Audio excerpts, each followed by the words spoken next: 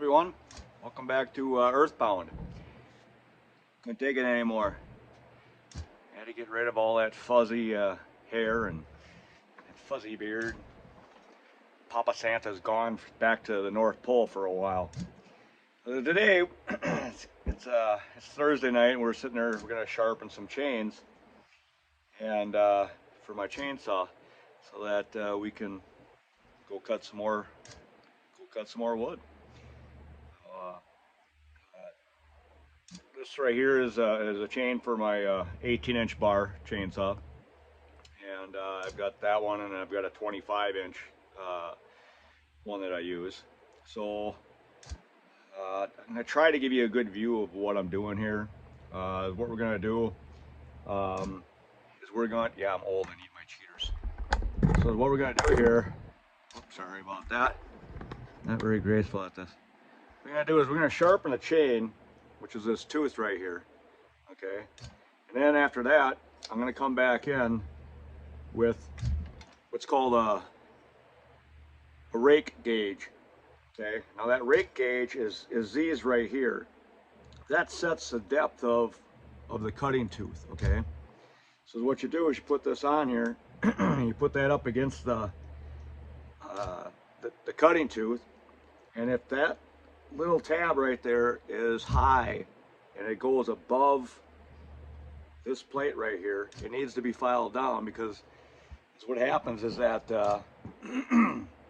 it's not letting the tooth go down far enough into the cut. So basically is all you do is, it doesn't take much, it's a couple little files like this.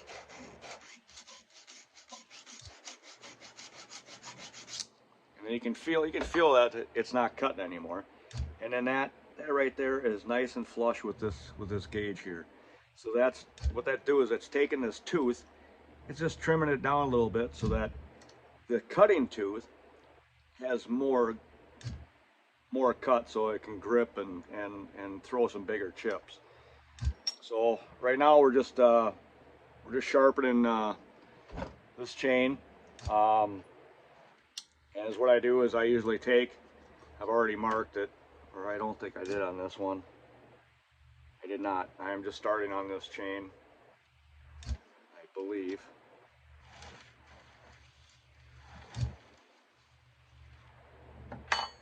I did start on this chain. Yes, I did. What I do is I take a red marker and I mark the tooth that I start with, so that now I can go back through, and when I make my round on here, then I can sit there, I can turn this, I sharpen these at 30 degrees, and then at a 60 degree this angle.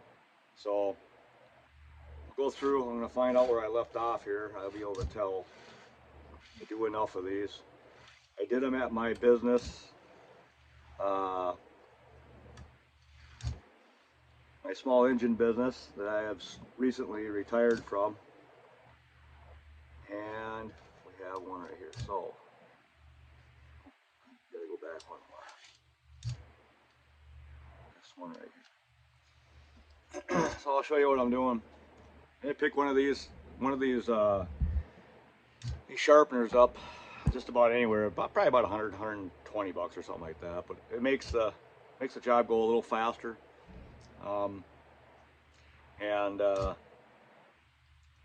It makes sure that each cut is all the same, so you don't have a bunch of kittywampus different cuts when we were filing and stuff. They do make other hand ones that make it a lot easier to file, but I choose to do it this way.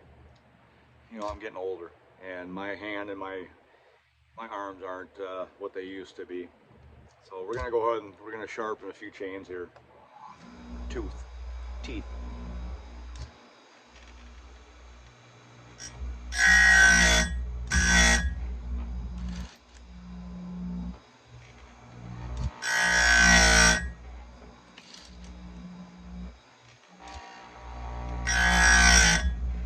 What I do, I kind of ease into it a little bit, and you can feel if you're cutting too much or not enough, and you can see it from this angle. You can't see it obviously because you're not over here sitting on this chair. So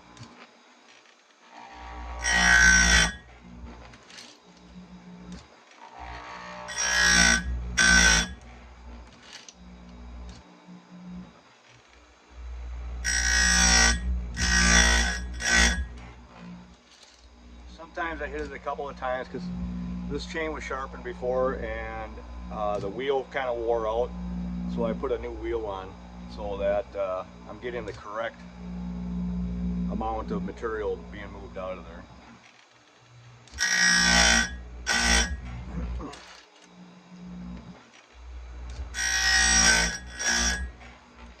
And then when I'm done with this, I'll take you out and we'll go cut some slab wood. Cut them down to I usually cut them down to about between 16 and 18 inches long. The wood stove will take 22-inch logs, but I kind of like a little bit of room on either side of the log, so you got volume of air plus your fuel, which is your wood. So you got to have the right air fuel mixture in a wood stove, just like you do with a carburetor or any other combustible engine. Basically that's what that is. That's a combustible engine, although there is no moving parts, but combustion is happening.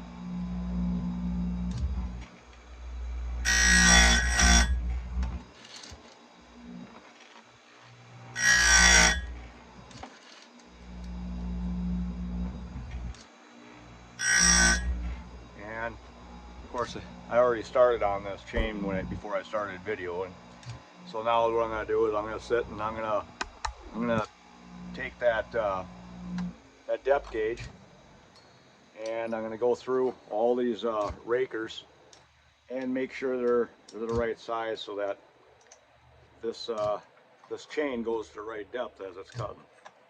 Like this one's kind of high, so, and like I said, it doesn't take that much. I don't go straight across because it chatters. I take it at an angle so that it's just like when you're cutting wood and stuff. You sit there and you cut it at an angle. You don't cut straight on. And you can feel the material as soon as it's gone. And you move to the next one.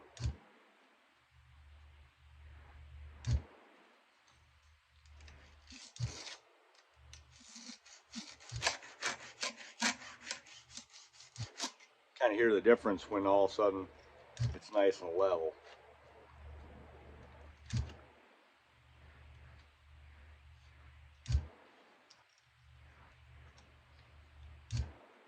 There's like a little hump right here, and this little hump goes up against this tooth. Bring it up.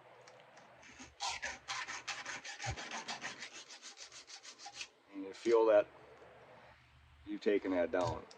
You do every tooth like that. It's kind of a pain, but if you want to sit there and you want to be able to cut through the wood and not waste time, this is the way to do it. A lot of guys, they just go in and they sharpen the chains, and they don't do anything about these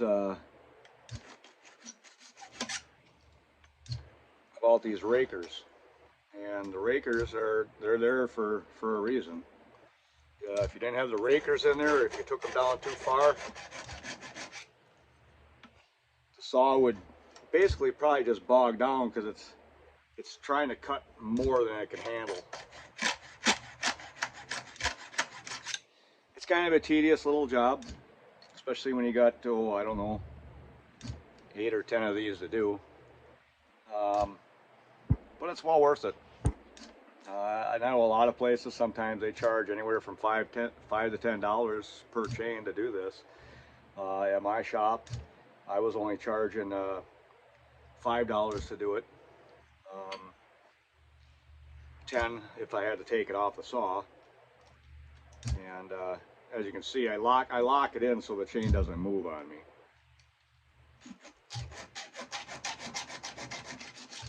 It's actually a little bit easier, and you can go a lot faster if doing the rakers if the chain is on the saw. That way you can really go through fast. This is kind of the slower way to do it, but I'm already sitting down I'm comfortable. I ain't got nothing going on. So, and the dogs are over there. You know, they're happy. They're laying in front of the wood stove, staying nice and cozy. But these are some of the little things, little chores that I do when, like now it's nighttime and there really isn't much to do. As you know, I don't really watch a lot of TV. I'd rather be doing something like this, something productive. And you take care of your equipment will take care of you. It's basically a rule of thumb. It's preventative maintenance is what it is. But this definitely, you know, a lot of people they don't know about this, taking your rakers down. And later in the spring and stuff I'll get into a different chain. This is a crosscut chain. This is for taking down trees and cutting up your logs. Later this spring, I'll get into the ripping chains, and the ripping chains are for taking your logs like this here. So this is a crosscut chain. That's for going this way. The ripping chain that I'll be showing you later on in the spring when I set up my sawmill, you're going to cut this way along the log. And it's a different type of chain. It's got a different pitch on it. A little bit more expensive. But when we get there, I'll definitely I'll go through that with you. So, but I guess that's about all I got for tonight. This is Freddie, Alfred, Fritz, whatever you want to call me, from Earthbound, finding our roots. And don't forget to hit that little like button, I think right about there, and the subscribe button.